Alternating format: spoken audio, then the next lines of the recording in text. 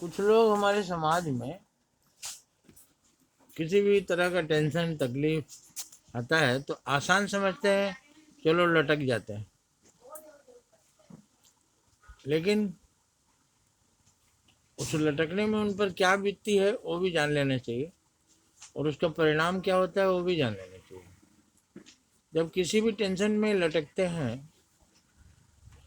तो कुछ ऐसा करते हैं, कुर्सी पर खड़े होकर, एक दो टेबल पर खड़े होकर, ऊपर पंखे में रस्सी बांधकर गले में फंदा लगाए और पैर से मारकर कुर्सी गिरा देते हैं, फिर वो लटक जाते हैं। लेकिन इतना टेंशन इतनी दूर तक तो आसानी से कर लेते हैं, लेकिन जैसे कुर्सी गिरती है और उनके गले में फंदा कसना शुरू होता है, तब उनकी हालत बहुत ही बिगड़ जाती है।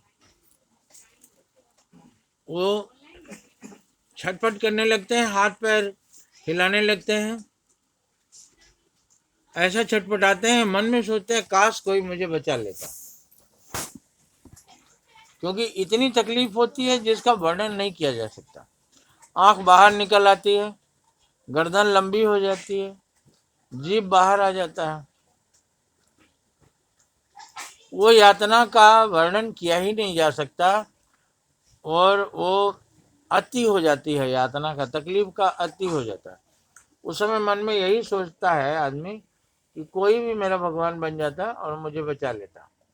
लेकिन अफसोस कि आप दरवाजा बंद करके वो सब कर रहे हैं, और आपका छटपटाहट, आपकी तकलीफ, आपके मुंह से आवाज निकल नहीं सकती क्योंकि गले में फंदा है। तो ये यातना की मौत आप मरते हैं। और जब दरवाजा तोड़कर कोई बाहर आता है, अंदर आता है, और आपकी हालत देखता है, वैसा किसी बच्चे को दिखाई दिया जाए तो चिल्ला पड़ेगा, गिर जाएगा। कोई कमजोर दिल वाला देखकर भी घबरा जाएगा। ऐसी शरीर की, मुंह की, चेहरे की भयानक स्थिति होती है। अब इसके बाद की आप जाने कि मरने के बाद होता क्या है। इसको समझने के लिए आप ये जान लीजिए कि कोई, मान लीजिए किसी के पिता ने एक नया कपड़ा बच्चे को सिला के दिया और गया फड़वा के आ गया, तो पिता उसे दो थप्पड़ भी देते हैं और कहते हैं अब यही फटा हुआ पहन के रहा। उसी तरह से भगवान ने हमें ये शरीर दिया है, जब इसको हम जबरदस्ती त्यागते हैं तो भगवान हमें कहते हैं जा तू बिना शरीर का ही रह। और हजारों साल हम प्रेत योनि में रहते हैं बिना शरीर का। और एक बड़ी बात और जान लेना चाहिए, जैसे घड़ी बंद होती है, अगर उसमें 12 बजा है तो सब समय 12 ही बजा रहेगा। उसी तरह जो ऐसा आत्महत्या करता है, जहर खा के मरे या लटक के मरे या ब्लेड से अपने शरीर के नसों को काट ले, जैसे भी मरता है, वो दर्द उसका परमानेंट 1000 साल तक झेलना पड़ता है। आप 10 मिनट नहीं झेल सकते, अब झेलिए। हजारों साल तक प्रेत योनि में वो प्राणी छटपटाता ही रहता है। अगर जल के मरा है तो उसका बदन जलता ही रहेगा, आग लगी रहेगी उसके बदन में 1000 साल तक। तो थोड़ी देर का हम तकलीफ नहीं बर्दाश्त करके हजारों साल के तकलीफ में चले जाते हैं। उसकी मुक्ति कब होगी? 1000 साल के बाद कोई स्कूल में यज्ञ इत्यादि करेगा, कुछ करता है, ऐसा धारणा है, तो मुक्त होता है प्रेत योनि से। अब बताइए कि कठिनाइयों से लड़ना चाहिए कि कठिनाइयों से मुक्ति पाने के लिए ये घोर नर्क का रास्ता पकड़ लेना चाहिए?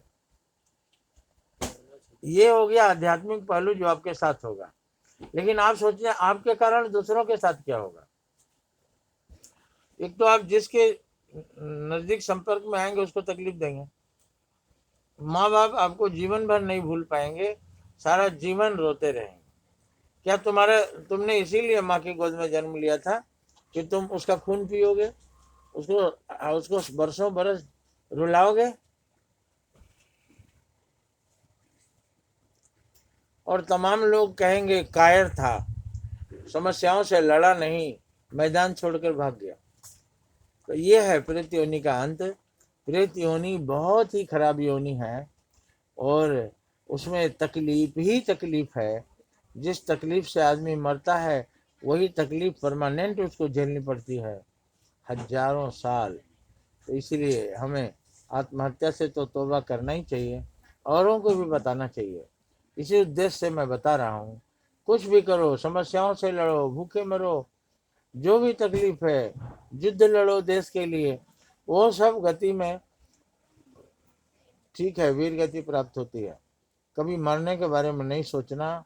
जबरदस्ती मरने वाला प्रेत योनि में चला जाता है और हजारों वर्ष तक ये यातनाएं झेलता है,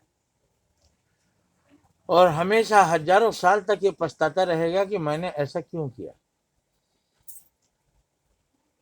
मैंने ऐसा क्यों किया। जैसे कोई पहाड़ से कूद जाए, नीचे आके हड्डी पसली टूट जाए और वो सोचे, रोए कि मैंने ऐसा क्यों किया, मैंने ऐसा क्यों किया। तो पहाड़ से कूदने वाले की रुलाई तो सुनाई देगी, लेकिन प्रेत योनि में चले गए व्यक्ति की कोई आवाज़ किसी को सुनाई नहीं देगी, क्योंकि आवाज़ शरीर से निकलता है और उसके पास शरीर होता ही नहीं, बिना शरीर का घूमता है, कहीं जन्म भी नहीं होगा, ना इधर का ना उधर का।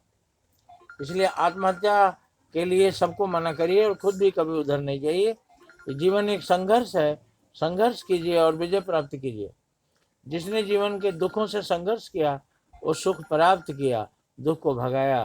तो लड़ो, वीर बनो, कायर नहीं।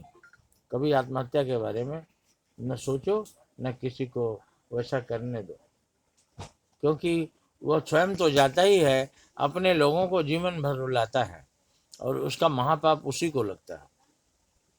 आप किसी को रुलाएंगे तो पाप किसको लगेगा?